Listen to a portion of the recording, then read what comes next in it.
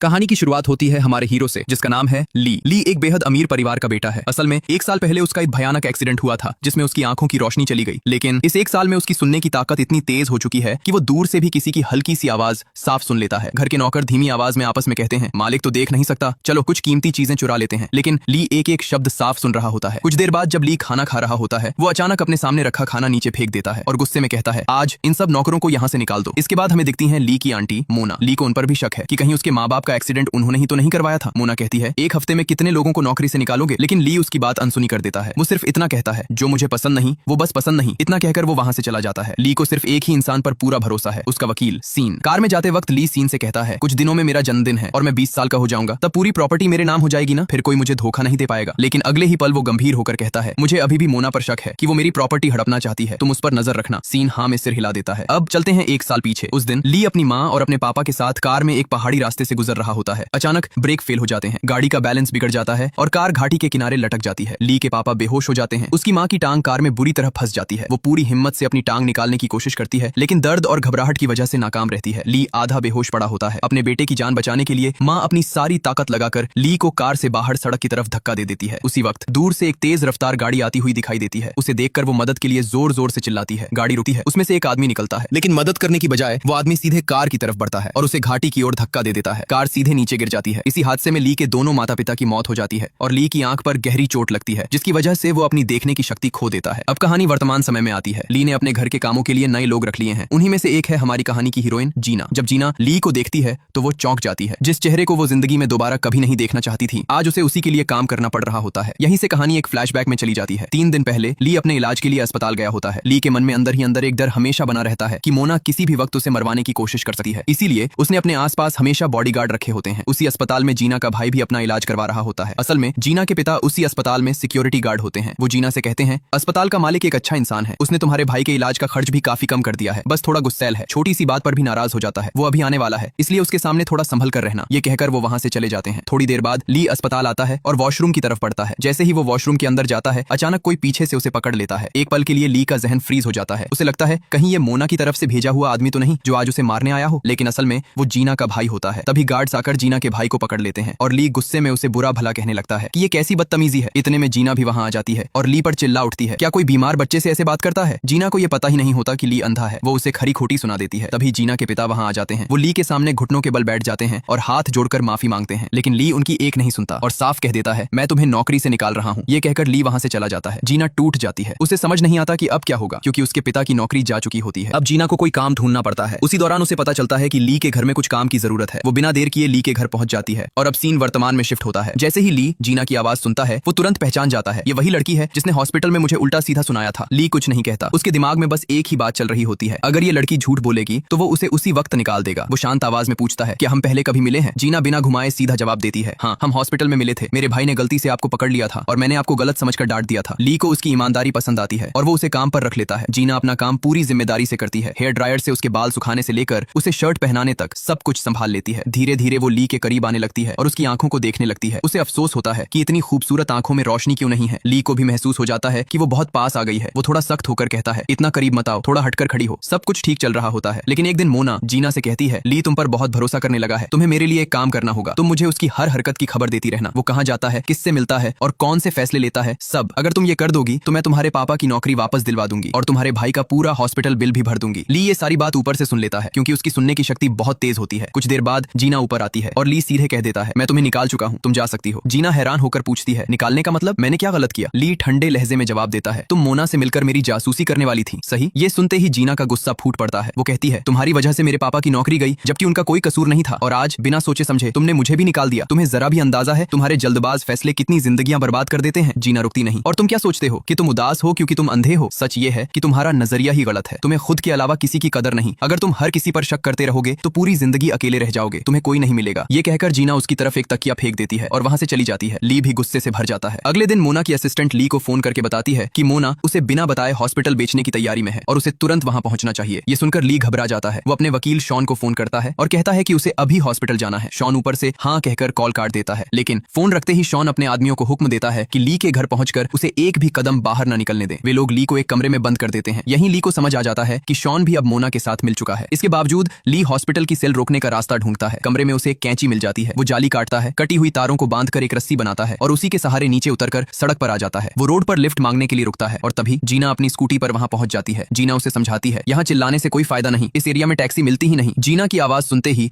ली का गुस्सा फिर उभर आता है। वो कहता है, अपना रास्ता लो और मुझे अकेला छोड़ दो। जीना बिना बहस किए वहां से चली जाती है। ली नीचे उतरने की कोशिश करता है लेकिन संतुलन बिगड़ने से गिर पड़ता है। ये देखकर जीना रुक जाती है। उसे ली पर तरस आ जाता है। वो उसे लिफ्ट देने के लिए मान जाती है। ली के पास भी कोई और चारा नहीं होता, उसे हर हाल में हॉस्पिटल पहुंचना होता है। वो स्कूटी पर पीछे बैठता है। ली सीधा कॉन्फ्रेंस रूम पहुंचता है और सबको साफ साफ बता देता है कि जो कुछ भी हो रहा है वो उसकी मर्जी और जानकारी के बिना हो रहा है। वो साफ कह देता है, मेरे हुक्म के बिना कोई भी हॉस्पिटल बेच नहीं सकता। यहीं पर सामने आता है इस कहानी का विलन नेथन, वही आदमी जो हॉस्पिटल को खरीदने की कोशिश कर रहा होता है। ली के आते ही बोर्ड मेंबर्स को समझ आ जाता है कि ये पूरी डील गैर कानूनी तरीके से चल रही थी। बोर्ड तुरंत डील कैंसिल कर देता है और मजबूरन नेथन को वहां से निकलना पड़ता है। इसके बाद ली सीधे मोना से टकरा लेता है। वो पूछता है, मेरे हुक्म के बिना इतना बड़ा फैसला लेने का तुम्हें हक किसने दिया और इस सब की जरूरत क्या थी? मोना अपनी सफाई देती है कि हॉस्पिटल फाइनेंशियल लॉस में जा रहा था। उसने सोचा कि बेच देने से उसकी दूसरी कंपनी बच जाएगी, लेकिन ली उसे रोक देता है और कहता है, मुझे किसी की मदद की जरूरत नहीं है। वो याद दिलाता है कि बैंक ने उन्हें अभी वक्त दे रखा है और फिर वो एक और बात कह देता है, और मुझे ये भी पता है कि मेरे माँ बाप का एक्सीडेंट करवाने के पीछे तुम ही थी। ये सुनते ही मोना हिल सी जाती है। वो समझ ही नहीं पाती कि ली कैसे सोच सकता है कि वो अपनी ही बहन और उसके पति को मरवा सकती है। ली बस इतना कहकर वहां से चला जाता है कि उसकी माँ मरते वक्त उसी का नाम ले रही थी और ये भी कि शॉन भी उसी का आदमी निकला जिसने उसे अपने ही घर में कैद करके रखा। मोना पूरी तरह उलझ जाती है। उसे समझ ही नहीं आता कि ली किस गलतफहमी में जी रहा है। धीरे धीरे उसे एहसास होता है कि शायद ली के माँ बाप की मौत से उसका कोई लेना देना नहीं था। तभी उसे याद आता है कि उसका पति जेजे और शॉन एक ही कॉलेज में पढ़ते थे और दोनों करीबी दोस्त भी थे। यहीं से मोना के मन में एक शक जन्म लेता है कि शायद जेजे, शॉन और नेथन तीनों एक ही तरफ हैं। ये सोचकर मोना तुरंत जेजे से मिलने जाती है। वहां पहुंचकर वो उसे नेथन से बात करते हुए सुन लेती है। नेथन कह रहा होता है, 1 साल पहले जो काम तुमने अधूरा छोड़ा था, आज उसका नतीजा ली की शक्ल में हमारे सामने खड़ा है और वो हमारा पूरा प्लान बिगाड़ रहा है। ली को जल्दी से तुमने ही डॉक्टर को मजबूर किया था कि वो ली को ये बता दे कि उसकी आंखों का इलाज कभी नहीं हो सकता। जेजे कहता है, अगर मैं बुरा हूं तो तुम भी मुझसे कम नहीं हो, और वो मोना को वहां से जाने को कह देता है। यहीं से फ्लैशबैक शुरू होता है। दिखाया जाता है कि जेजे ने ली के माँ बाप का एक्सीडेंट क्यों करवाया। एक दिन जेजे के घर एक पार्सल आता है। उसमें साफ दिखता है कि जेजे का किसी और औरत के साथ अफेयर चल रहा है। ये पार्सल नेथन ने भेजा होता है। नेथन जेजे को धमकाता है कि जिस औरत के साथ उसका चक्कर चल रहा है वो कोरिया के एक बहुत अमीर आदमी की बेटी है। अगर ये सबूत उस आदमी तक पहुंच गए तो जेजे या तो देश से निकाल दिया जाएगा या फिर जिंदा नहीं छोड़ा जाएगा। नेथन एक शर्त रखता है, अगर जेजे इस मुल्क में बचकर रहना चाहता है तो उसे ली के माँ बाप का एक्सीडेंट करवाना होगा और उन्हें खत्म करना होगा। बदले में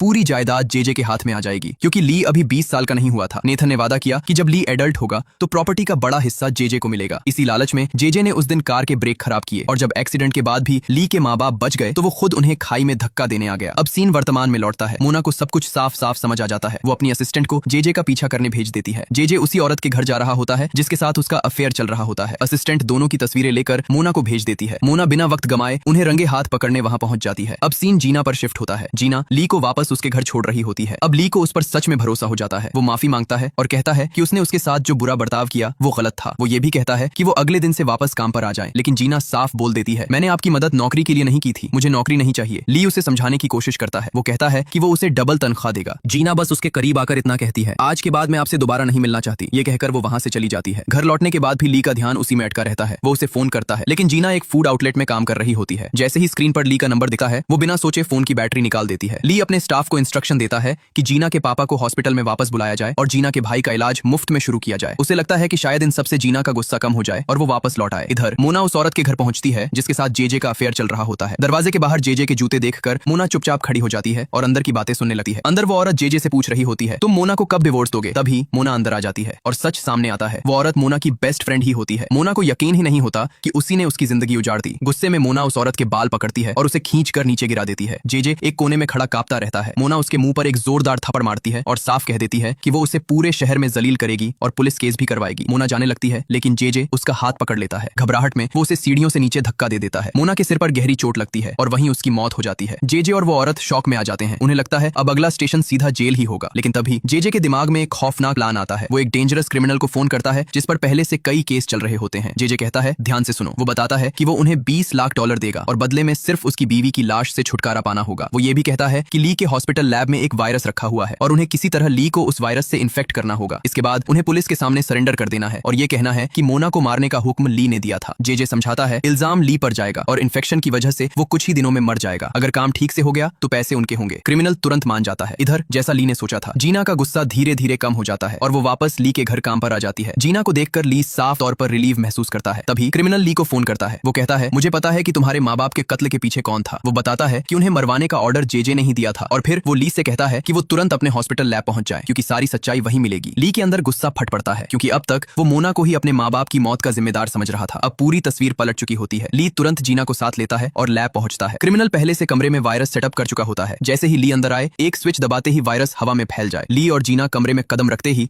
दरवाजा लॉक हो जाता है और रिमोट से वायरस रिलीज कर दिया जाता है। हवा भारी होने लगती है। दोनों सांस लेने के लिए संघर्ष कर रहे होते हैं। ली समझ जाता है कि कमरे में एक लीथल वायरस छोड़ा गया है क्योंकि ये उसी का हॉस्पिटल लैब होता है। ली को इस वायरस के बारे में पहले से जानकारी होती है। कुछ साल पहले एक रिसर्च डॉक्टर ने बताया था कि यहाँ एक म्यूटेंट वायरस और उसका एंटीडोट डेवलप किया जा रहा है। ली तुरंत कैबिनेट्स चेक करता है और एंटीडोट मिल भी जाता है, लेकिन उसकी सिर्फ एक ही डोज होती है। ली जीना से कहता है तुम ये लगा लो। जीना सीधे मना कर देती है, तुम लगाओ, मैं ठीक हो जाऊंगी। इसी बीच जीना के पापा भी लैब तक पहुंच जाते हैं क्योंकि उन्होंने जीना को अंदर बंद देखा होता है, लेकिन तब तक बहुत देर हो चुकी होती है। जीना वो एक लौता एंटीडोट ली को इंजेक्ट कर देती है। अब सीन हॉस्पिटल पर शिफ्ट होता है जहां ली होश में आ चुका होता है। जेजे ली के पास बैठा होता है और कहता है कि ली ने एक क्रिमिनल को हायर किया था अपनी बीवी मोना को मारने के लिए। यहीं पर असली सच सामने आता है। दरअसल जेजे ने ही उस क्रिमिनल को सरेंडर करने को कहा था और वादा किया था कि वो उसे बेल पर बाहर निकलवाएगा और बदले में 40 लाख देगा। पैसों के लालच में क्रिमिनल मान जाता है। वो सरेंडर करता है और पुलिस को बता देता है कि मोना को उसने ली के कहने पर मारा था। पुलिस बिना देर किए क्रिमिनल के साथ साथ ली को भी गिरफ्तार कर लेती है। इधर न्यूज चैनलों पर ब्रेकिंग न्यूज चलने लगती है कि हॉस्पिटल लैब से एक खतरनाक वायरस लीक हो गया है और वो हवा में फैल रहा है। वायरस की वजह से करीब 7 लोग इन्फेक्ट हो चुके होते हैं। अब ली जेल में होता है। कुछ दूरी पर वही क्रिमिनल अपनी सेल में बैठा होता है। वो अपने सेलमेट से कॉन्फिडेंस में कह रहा होता है कि उसने ली को पूरी तरह फंसा दिया है। वो हंसते हुए कहता है जब मैं बाहर निकलूंगा तो मुझे 40 लाख मिलेंगे और वो बेचारा यहीं सड़ता रहेगा। ली के हाइपर शार्प कान हर एक बात सुन लेते हैं। उसे साफ समझ आ जाता है कि ये सब जेजे की ही चाल थी और उसे पूरी तरह फंसा दिया गया है। उसी जेल में क्रिमिनल की सेल में एक नया कैदी भी लाया जाता है। पूरी गैंग मिलजुल कर उसे टॉर्चर करती रहती है। जेल का माहौल सीधा बर्बरिक मोड में चल रहा होता है। एक दिन जेजे जेल में क्रिमिनल से मिलने आता है और सीधे कह देता है ली को यहीं जेल में खत्म कर दो। वो ये भी कहता है कि अगर ये काम हो गया तो वो 1 करोड़ देगा। इस बार क्रिमिनल थोड़ा हिचकिचाता है क्योंकि जेल के अंदर किसी को मारना इतना आसान नहीं होता, लेकिन 1 करोड़ सुनते ही उसका दिमाग सीधा पैसों की तरफ झुक जाता है। वो तुरंत हाँ कर देता है। इसके बाद वो ली को मारने का हर एक मौका ढूंढने लगता है। वो अपने साथियों से कहता है कॉरिडोर में जब ये निकले तो सीधा धक्का दे देना, लेकिन ली की सुपर हियरिंग सब कुछ पकड़ लेती है। वो हमेशा उनसे दूरी बनाए रखता है। जब क्रिमिनल का एक साथी ली को पुश करने आता है, ली बिल्कुल सही टाइम पर झुक जाता है। साथी खुद ही गिर पड़ता है और वही मर जाता है। जो नया आदमी क्रिमिनल की सेल में आया था और जिसे ये लोग टॉर्चर करते रहते थे, वो ली को चुपचाप वार्न करता है, संभल कर रहना, ये लोग तुम्हें मारना चाहते हैं। धीरे धीरे ली और वो आदमी अच्छे दोस्त बन जाते हैं। ली उसे बताता है कि उसकी सुनने की शक्ति बहुत तेज है और वे इसका फायदा उठा सकते हैं। ली पूछता है क्या तुम इन सबको फंसाना चाहते हो और क्या तुम मेरी मदद करोगे? वो आदमी बिना सोचे हाँ कर देता है क्योंकि उसे क्रिमिनल से वैसे भी नफरत होती है। दोनों मिलकर एक स्मार्ट प्लान बनाते हैं। जब क्रिमिनल और उसके साथी बाथरूम एरिया में होते हैं, ली वहां पहुंच जाता है। उसका दोस्त बाथरूम के बाहर से हल्की आवाज में गाइड करता है, लेफ्ट, अब 2 स्टेप राइट, अब सीधा। बाकी लोगों को कुछ सुनाई नहीं देता, लेकिन ली हर एक विस्पर पकड़ रहा होता है। क्रिमिनल ली को देखकर खुश हो जाता है। उन्हें लगता है कि शिकार खुद शेर के मुंह में आ गया है। वे कहते हैं अब इसकी जान कोई नहीं बचा सकता। लेकिन जैसे ही ली एक टॉयलेट का दरवाजा खोलता है, अंदर खुद क्रिमिनल बैठा होता है। उसकी शक्ल देखकर ऐसा लगता है जैसे उसने लॉटरी जीत ली हो। उसे लगता है कि ली खुद चलकर मौत लेने आया है। ली बिना किसी एक्सप्रेशन के दरवाजा बंद करता है और कहता है तुम मुझे मारना चाहते थे, अब देखते हैं तुम्हारे साथ क्या होता है। ली एक रस्सी निकालता है, उसे ऊपर बांधता है और क्रिमिनल की गर्दन में डाल देता है। क्रिमिनल को समझ ही नहीं आता कि ये आदमी क्या कर रहा है। उसी वक्त ली का दोस्त सिक्योरिटी गार्ड्स को बुला लेता है और बताता है कि ये लोग ली को मारने की कोशिश कर रहे थे। गार्ड्स बाथरूम में घुसते हैं और जो सीन उनके सामने आता है उसमें ऐसा लगता है कि क्रिमिनल ही रस्सी से ली को फांसी देने की कोशिश कर रहा था। गार्ड्स उसी वक्त क्रिमिनल को मार देते हैं और कहते हैं अगर ली को कुछ भी हुआ तो हमारी नौकरी खतरे में पड़ जाएगी। अब क्रिमिनल ली को हाथ भी नहीं लगा सकता। ली पूरी शांति से उसे एक ऑफर देता है, अगर तुम पूरी सच्चाई बता दोगे तो तुम्हें 20 करोड़ मिलेंगे। लेकिन क्रिमिनल जिद्दी रहता है, वो कुछ नहीं बोलता। कुछ दिन बीते हैं और क्रिमिनल पूरी तरह टूट जाता है। ऐसा लगता है कि लैब का म्यूटेंट वायरस उसके शरीर में फैल चुका है। वो ली के पैर पकड़कर रोते हुए कहता है मुझे बचा लो, मेरे लिए एंटीडोट दिलवा दो। ली पहले सीधा मना कर देता है, फिर ठंडी और सख्त आवाज में कहता है ठीक है, लेकिन पहले सब कुछ बताओ, किसके कहने पर तुम मुझे मारने आए थे और मेरे खिलाफ जो भी जानते हो सब। ली साफ कह देता है, वरना 1 सेकंड के लिए भी मैं मदद नहीं करूंगा। आखिरकार क्रिमिनल टूट जाता है। वो बताता है कि जेजे ने उसे 40 लाख देने का वादा किया था ली को खत्म करने के लिए। वो ये भी बताता है कि जेजे ने ही ली की आंटी मोना को मारा था और उससे कहा था कि इल्जाम वो अपने ऊपर ले ले। ली का दिमाग एक पल के लिए जाम हो जाता है। अब उसे सब समझ आ जाता है, मोना नहीं बल्कि जेजे ही हर चीज के पीछे था। लेकिन तभी